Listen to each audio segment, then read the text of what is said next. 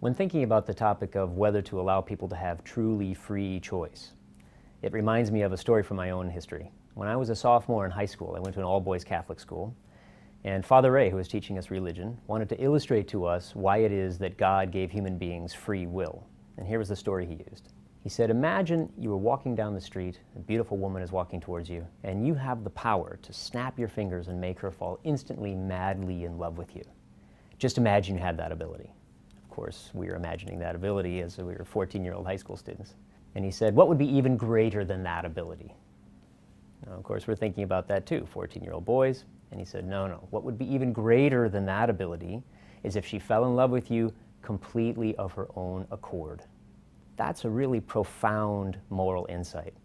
Now, Father Ray's point was that that explains why God gave us free will. Could God have commanded our obedience? Of course, He's God. But that would have been demeaning both to us and to Him. It would have been to not respect us as moral agents.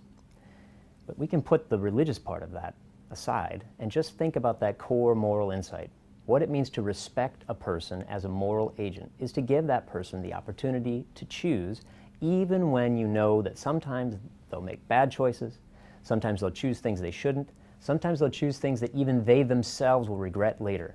Respecting the dignity of a human being is giving that person the freedom to choose good and sometimes, yes, bad.